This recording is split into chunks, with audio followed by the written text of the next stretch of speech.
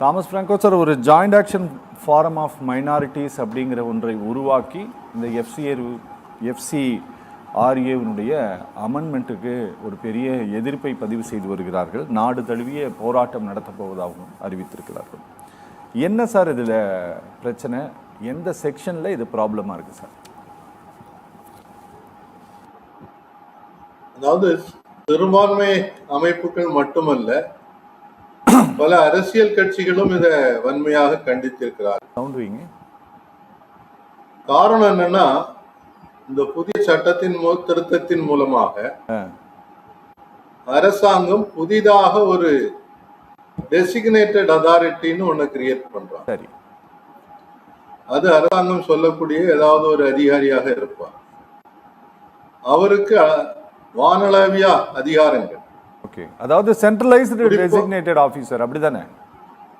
Centralised இல்ல, அவங்க அந்தந்த லோக்காலிட்டியில கூட அவங்க ஒருத்தரை டெசிக்னேட் பண்ணாங்க. ஓகே, ஏற்கனவே இந்த ஃபாரின் கரன்சி ரெகுலேஷன் ஆக்ட்னு கொண்டு வந்தது வெளிநாடுகள்ல இருந்து கருப்பு பணத்தை கள்ளப்பணத்தை கொண்டு வரக்கூடாதுன்றக்கா. ஆனா இன்றைக்கு இது தொண்டு நிறுவனங்களை ஒடுக்குவதற்காக பயன்படுத்தப்படுது. இந்த சட்ட திருத்தத்துல 3 மோசமான அம்சங்கள் இருக்கிறதுல முதல், இது ஒரு அமைப்பு வெளிநாட்டுல இருந்து பணம் வாங்கி அதை வச்சு அவங்களுக்கு சில நிறுவனங்களை உருவாக்குகிறார்கள் வச்சுக்கோங்க. அந்த நிறுவனத்துக்கு இருக்கக்கூடிய ரெஜிஸ்ட்ரேஷனை அரசாங்கம் நிறுத்தி வைத்து விட்டால் அந்த நிறுவனத்துக்கு இருக்கக்கூடிய எல்லா சொத்துக்களும் அந்த டெசிக்னேட்டட் அதாரிட்டிக்கு கையில போய். ஒரு எடுத்துக்காட்டாக நம்ம லோயலா காலேஜ் எடுத்துக்கிட்டோம். லோயலா காலேஜ் காலேஜை விரிவாக்கம் செய்வதற்கு தொடங்குவதற்கு அவங்க கட்டாயமாக வெளிநாட்டிலிருந்து நிதி உதவி பெற்றிருப்பாங்க. இன்னைக்கு அவங்களுக்கு இருக்கக்கூடிய எஃப்சிஆர்ஏ கேன்சல் பண்ணியாச்சுன்னு சொன்னா இந்த காலேஜே அந்த டெசிக்னேட்டட் அதாரிட்டியினுடைய கண்ட்ரோல்ல போயிடும். அவங்க அதை யாருக்கு வேணாலும் விற்கலாம், அவங்களுக்கு வேண்டிய தனியாருக்கு விற்பதற்கான வாய்ப்பு இருக்கு. ரெண்டாவது, அந்த சட்ட திருத்தத்துல என்ன கொண்டு வர்றாங்கன்னு சொன்னா, இந்த திருத்தத்தின் மூலமாக அரசாங்கம் அவங்களுக்கு விரும்பக்கூடிய ஆட்கள் ஏதாவது இருக்காங்கன்னு சொன்னா அவங்களுக்கு விலக்கு கொடுக்கலாம். அப்போ இன்றைக்கு தொண்டு நிறுவனங்கள்ல ஏராளமான நிறுவனங்கள் RSSக்கு தொடர்புடைய நிறுவனங்கள் இருக்கின்றன. அவங்க வெளிநாட்டுல இருந்து நிறைய பணம் வாங்குறாங்கன்றத நம்ம ஊடகங்கள் மூலமாகவே நிறைய பார்த்துருக்கோம். ஸோ அவங்களுக்கு விலக்கு கொடுத்துடலாம். மூணாவது, இந்த சட்ட திட்டத்தின் மூலமாக ஒருத்தர் ஒரு ஃபண்ட் வாங்குறாங்க, அந்த ஃபண்டு முழுமையாக யூட்டிலைஸ் ஆகலைன்னு சொன்னா அதையும் அரசாங்கம் எடுத்துக்கலாம். பொதுவாக வெளிநாட்டில இருந்து பணம் கொடுக்கக்கூடிய நிறுவனங்கள் அவங்க எப்பவுமே கண்டிஷன் போடுவாங்க, இந்த பணத்தை நீங்க முழுமையாக செலவழிக்கலன்னாக்கி அதை எங்களுக்கு திருப்பி கொடுத்துடணும்னு சொல்லுவாங்க. இப்போ அரசாங்கம் அதையும் நாங்க எடுத்துக்கிடுவோம்னு சொல்லுது. இதுல விளைவுகள் என்ன வரப்போகுதுன்னு சொன்னா, ஏராளமான தொண்டு நிறுவனங்கள் குறிப்பாக பேரிடர் காலத்துல நிறைய உதவிகள் செய்யறாங்க. நம்ம தமிழ்நாட்டிலேயே பார்த்தோம், சுனாமி வந்த போது அரசாங்கத்தால் போதுமான நிதி உதவி கொடுக்க முடியவில்லை. அப்போ இந்த நிறுவனங்கள் வெளிநாட்டுல இருந்து பணம் வாங்கிதான் நிறைய வேலைகள் செய்தாங்க. வீடுகள் கட்டி கொடுத்தாங்க, தங்குமிடங்கள் சமூக கூடங்கள் கட்டி கொடுத்தாங்க, மீனவர்களுக்கு போட் வாங்கி கொடுத்தாங்க, நெட் வாங்கி கொடுத்தாங்க, உணவு கொடுத்தாங்க.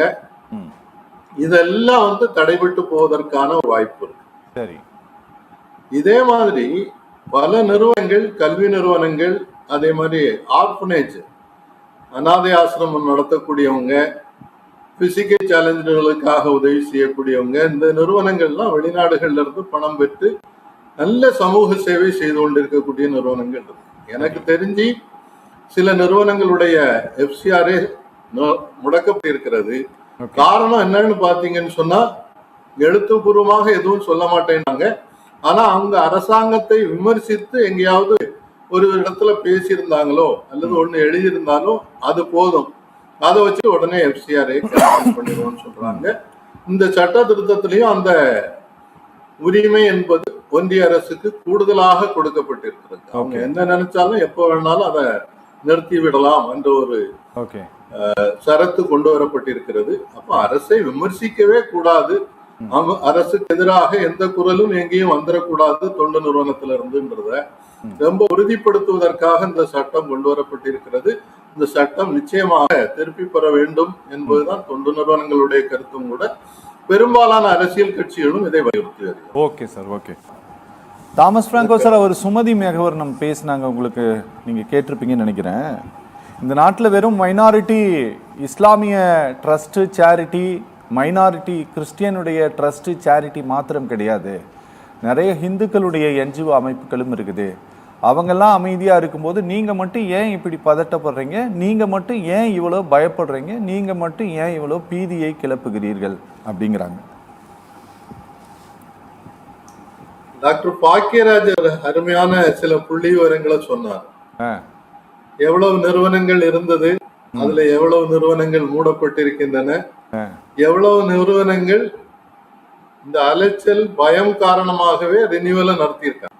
ஓகே, நீங்க சொன்னீங்க இல்லையா, ஸ்டேட் பேங்க் ஆஃப் இந்தியாவுடைய ஒரே ஒரு branch new Delhi main branch. Okay, John Morris sir சொன்ன மாதிரி பார்லிமெண்ட் ஸ்ட்ரீட்ல இருக்கு.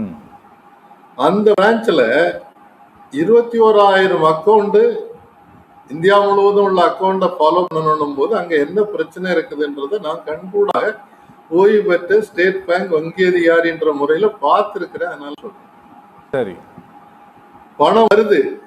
இந்த கோவிட் காலத்துல சிலிண்டர், ஆக்சிஜன் சிலிண்டர் வாங்குறதுக்காக வெளிநாட்டுல இருந்து ஒரு நிறுவனம், ஒரு சென்னையில இருக்கக்கூடிய ஒரு கல்வி நிறுவனத்தை நடத்தக்கூடிய சமூக ஆர்வலருக்கு அனுப்புறாங்க. சரி, அந்த பணத்தை எடுக்க முடியல. ஓகே, அவர் அலையிறாரு. கடைசியில எனக்கு போன் பண்ணி கேட்ட பிறகு நான் ஒவ்வொருத்தருக்கா போன் பண்ணி எங்க அது ஸ்டக் ஆயிருக்குன்னு பார்த்து கொடுக்கறதுக்கே 3 நாள் ஆயிடுச்சு. சரி, இது ஒரு உதாரணம். மதிப்புரிய சுமதி அவர்கள் சொன்னாங்க, இதுல ஏன் சிறுபான்மையினர்கள் மட்டும் பயப்படணும்னு சொல்லி. டாக்டர் பாக்கியராஜ் சொன்ன ஸ்டாட்டிஸ்டிக்ஸ் பாத்தீங்க, தமிழ்நாட்டுல மட்டுமே 2,500 நிறுவனங்கள் எஃப்சிஆர்ஏ கேன்சல் ஆயிருக்கு. கிறிஸ்தவ நிறுவனமா இருக்கணும்னு கூட இல்ல, கிறிஸ்தவருடைய பேர் இருந்தாலே, தாமஸ் பிராங்கோட பேர் இருந்தாலே அந்த நிறுவனத்தினுடைய பேர் இது கட்டாது. அவர் சொன்ன அந்த இந்து நிறுவனங்கள்னு சொல்லக்கூடியது கூட இந்து அமைப்புகள் இருக்காது, இந்து பெயர்கள் உள்ளவங்க பதிவு செய்தவங்களா இருக்கலாம். இன்னைக்கு 21,000 நிறுவனங்கள் ரத்து செய்யப்பட்டிருக்கிறது. பெரும்பான்மை சிறுபான்மையினருடைய நிறுவனங்கள் தான்ன்றதுல சந்தேகமே கிடையாது. சரி, அடுத்து அவங்க அரசியல் பற்றி சொன்னாங்க. ஒரு சேவை நிறுவனம் என்பது சேவை தானே செய்யணும், அரசியல் ஏன் பண்றாங்க? அரசியல் பண்றது இப்ப எப்படி டிஃபைன் பண்றாங்கன்னு சொன்னா, நீங்க உங்க Facebook அக்கௌண்ட கொடுங்க, வாட்ஸ்அப் அக்கௌண்ட கொடுங்க, இமெயில் ஐடியை கொடுங்க, உங்களுக்கு வெப்சைட் டீடைல், அதுல அந்த டைரக்டர்ஸனுடைய இண்டிவிஜுவல் அக்கௌண்ட் இருக்கும். நான் இப்போ ஒரு நிறுவனத்துல ஒரு டைரக்டரா இருக்கேன்னு வச்சுக்கோம், 1 of the 10 or 100 டைரக்டர்ஸ். எனக்குன்னு பர்சனல் ரைட் இருக்கா இல்லையா நான் என்னுடைய அரசியல் விமர்சனங்களை சொல்றதுக்கு? அதை செய்தாச்சுன்னா அந்த நிறுவனத்தினுடைய அக்கௌண்ட் உடனே கேன்சல் பண்ணப்படுது. இன்னைக்கு பயம் எந்த அளவுக்கு வருதுன்னு சொன்னா, சார்ட்டர்ட் அக்கௌண்டன்டாக இருக்கக்கூடிய ஜான் மோரிஸ் சார் கூட பேசுறது பயந்துதான் பேசுறாருன்றத பாக்குறேன். அவர் விமர்சிப்பதற்கு ரொம்ப யோசிக்கிறார். அன்னைக்கு இதுல என்ன சார், அதாவது கொண்டு வந்திருக்காங்கன்னா சார், அதாவது நீங்க சொல்றது என்ன அப்படின்னா, ஒரு ட்ரஸ்ட் நடத்தக்கூடியவர் அதனுடைய சமூக வலைதள கணக்குகள் மாத்திரம் கிடையாது, அதுல ட்ரஸ்டியா இருக்கிறவருடைய தனிப்பட்ட கணக்கு விவரங்களையும் கேக்குது அரசு. ஆமா, கேக்குறாங்க. இன்னொன்னு மத மாற்றம் பத்தி சொன்னாங்க. நீங்க ஒரு பட்டியல் சொன்னீங்க, யார் யாரு எந்தெந்த கிறிஸ்தவ நிறுவனங்கள்ல படிச்சாங்கன்னு. நம்ம வெளியுறவுத்துறை அமைச்சரே லாலா காலேஜ்ல படிச்சவர் தான். மதமாற்றம் அங்கெல்லாம் நடந்தாக்கி இவங்களுக்கு ஏன் மதமாற்றம் நடக்கல? சும்மா மதமாற்றம் என்ற ஒரு மாயை தோற்றுவித்துக் கொண்டிருக்கிறார்களே தவிர இது உண்மையான விவரங்கள் இல்லை. இன்னைக்கு நிறைய சர்ச்சஸ், மேடம் பேசினாங்க இல்லையா, கோயில் எல்லாம் என்ன மூடிட போறாங்களா, என்ன செய்ய போறாங்கன்னு சொல்லி நிறைய சர்ச்சஸ் கட்டப்பட்டிருக்கிறது. வெளிநாட்டு நிதி உதவியோடு வாங்கியிருக்காங்க. ஓகே சார், நீங்க ஒரு சொல்லுங்க சார். சார், நானே ஒரு விஷயம் உங்ககிட்ட சொல்லலான் இருக்கிறேன். அதாவது நீங்க வந்து சொன்னதுனால நான் இதை சொல்றேன். அதாவது கிறிஸ்தவ நிறுவனம்ங்கிற பெயர் இருந்தாலே பிளாக் பண்றாங்க அப்படின்னு சொன்னதுனால நான் சொல்றேன்.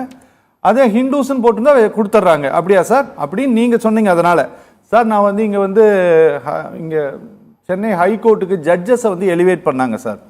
சில சீனியர் கவுன்சில்ஸை வந்து ரெக்கமெண்ட் பண்ணாங்க. கொலீஜியம் வந்து ரெக்கமெண்ட் பண்ணது.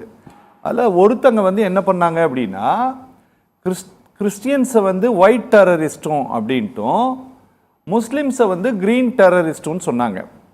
அவங்கள ஜட்ஜாக எலிவேட் பண்ணிட்டாங்க. அவங்களுக்கு வந்து இன்டெலிஜென்ஸ் பியூரோ வந்து என்ன பண்ணிருச்சுன்னா க்ளீன் சிட்டை கொடுத்தது. இன்னைக்கு இருக்கக்கூடிய தலைமை குற்றவியல் வழக்கறிஞர் திரு ஜான் சத்யனை ரெக்கமெண்ட் பண்ணியிருந்தது. அவர் என்ன பண்ணியிருந்தாரு, இந்த நீட் தேர்வு சம்பந்தமாக வயர்லேயோ ஸ்க்ரால்லையோ வெளியான ஒரு கட்டுரையை அவருடைய ஃபேஸ்புக் பக்கத்தில் ஷேர் பண்ணியிருந்தார். அந்த ஷேர் பண்ணியிருந்தாருங்கிற ஒரே ஒரு காரணத்தினால அவருக்கு வந்து இந்தியாவுடைய லா மினிஸ்ட்ரி அவரை கடைசி வரை ஜட்ஜாக வந்து எலிவேட் பண்ணுறதுக்கு பெர்மிஷனே பண்ணலை. ஹைகோர்ட்டோட சுப்ரீம் கோர்ட்டோட கொலீஜியம் பல முறை கேட்டும் கூட பண்ணலை. அதே மாதிரியான பார்ஷியாலிட்டி நடவடிக்கைகளை இந்த எஃப்சிஆர்ஏ விஷயத்திலும் மத்திய அரசு செய்கிறது. இப்போ இந்த சட்ட திருத்தத்தை கொண்டு வந்தால் அது இன்னும் அதிகமாயிடும். அப்படியா சார் அர்த்தம்? அதுல மாற்று கருத்தே இல்லை. முழுக்க முழுக்க நீதிமன்றத்துல என்ன தவறுகள் நடந்திருக்கிறது என்று ஜஸ்டிஸ் ஹரிபரந்தாமன் ஒரு பெரிய அறிக்கையாகவே கொடுத்திருக்கிறாரு. எப்படி பாரபட்சம் நடக்குதுன்னு சொல்லி. இன்றைக்கு நீங்க கேட்டீங்க இல்லையா, ஒருவேளை எல்லாருமே இந்துக்கள் இருக்கக்கூடிய ஒரு அறக்கட்டளையை நிறுவனா ஒன்னும் பிரச்சனை இருக்காதா அப்படின்னு சொல்லி. உண்மையிலேயே அந்த மாதிரி செய்திகள்னாக்கி உங்களுக்கு பாதிப்பு வராது. நான் கண்கூடாக நான் பெயர் சொல்ல விரும்பல. இன்றைக்கு பல மாவட்டங்கள்ல தமிழ் மாநிலத்துல நடக்கக்கூடிய அமைப்புகளை பார்க்கிறேன். வெளிநாட்டுல இருந்து ஏராளமான பணம் வருது. ஆனா அந்த நிறுவனங்கள்ல ஆர்எஸ்எஸ்னுடைய பயிற்சிகள் கூட நடக்குது. அவங்க இந்த நிறுவனங்கள் எஃப்சிஆர்ஏல சொல்லக்கூடிய விதிமுறைகளுக்கு அப்பாற்பட்டு பல விஷயங்களை செய்யறாங்க. அவங்களுக்கு எந்த தடையும் வந்ததில்லை. இன்னைக்கு நீங்க 5 வருஷம் வரைக்கும் உங்களுக்கு சிறை தண்டனை கொடுக்கலாம்னு சொல்லி இருக்கிறாங்க. எங்கேயாவது கொடுக்க போறாங்களா? யாருக்கு கொடுக்க போறாங்கன்றத பாருங்க. உமர் கலீதுக்கு தானே 2 வருஷமா நீங்க கொடுக்கல ஜாமீன், மற்றவங்களுக்குன்னா கொடுத்தீங்கல்ல. அப்போ இன்றைக்கு ஒரு பயம், ஒரு வெறுப்புணர்வு, சிறுபான்மையினருக்கு எதிரான பகிரங்கமான பேச்சு உள்துறை அமைச்சரே பேசுறாரு. இப்ப அதுல நாம இன்னைக்கு என்ன பார்க்கணும்னு சொன்னா, எந்த ஒரு பெரிய ஒரு திருத்தத்தை கொண்டு வருவதாக இருந்தாலும் ஒரு கலந்துரையாடலாவது குறைந்தபட்சம் பொதுவெளியில நடக்கும். ஹார்ட் அக்கௌண்டன்ஸ் ஒருவேளை ஒப்பீனியன் கேட்டிருக்கலாம். ஆனா பொதுவெளியில அப்படி ஒரு எந்த ஒரு உரையாடலும் நடக்கலன்றது கண்கூறாக பார்க்கும். அதனாலதான் வருத்தப்படும். தாமஸ் பிராங்கோ சார், முடிக்க போறேன். நான் உங்ககிட்ட கடைசியா வந்து முடிச்சிடறேன் சார், ப்ளீஸ். அதாவது சார் சொல்லுங்க சார். எல்லா நிறுவனங்களும் கட்டாயமாக கணக்கு கொடுக்கணும். ஆண்டுதோறும் கணக்கு கொடுத்துட்டு இருக்காங்க அரசாங்கத்துக்கு, அது தெரியும், புரியுது. வரக்கூடிய ஒவ்வொரு பைசாவுக்கும் ஸ்டேட் பேங்க்ல இருந்து வெளிநாட்டு பணம் 5 ரூபா வந்துன்னா கூட ரிசர்வ் பேங்குக்கு ரிப்போர்ட் கொடுக்கப்படுது. மேடம் வந்து ட்ரம்ப் பற்றி சொன்னாங்க. ட்ரம்ப்பும் நம்ம பிரதமரும் ஒருத்தர் வார்த்தை கட்டிப்பிடிச்சு நண்பன் நண்பன் சொல்லிக்கிட்டாங்க. அவங்கள்ட்ட பேச சொல்லுங்க. இன்னொன்னு அந்த 3 நாடுகளை பற்றி சொன்னாங்க. பங்களாதேஷ், நேபாள், ஸ்ரீலங்காவில நடந்த மாற்றம், அதை வந்து ஏதோ வெளிநாட்டினுடைய சதின்னு சொல்லி ரொம்ப கொச்சைப்படுத்தி பேசினாங்க. எந்த வெளிநாடு சதி செய்தது அப்படின்றதெல்லாம் கொஞ்சம் ஆய்வு செய்து பார்க்க சொல்லுங்க. அங்க வந்து கொடுங்கோல் ஆட்சிக்கு எதிராக நடந்த ஒரு இளைஞர்களுடைய போராட்டம், இதை கொச்சப்படுத்தக்கூடாதுன்றது என்னுடைய கருத்து. இந்த சட்டம் கட்டாயமாக திருப்பி மாற்றப்பட வேண்டும். மக்களோடு கலந்துரையாடி மாற்றங்கள் கொண்டு வரணும்ன்றத என்னுடைய தாழ்மையான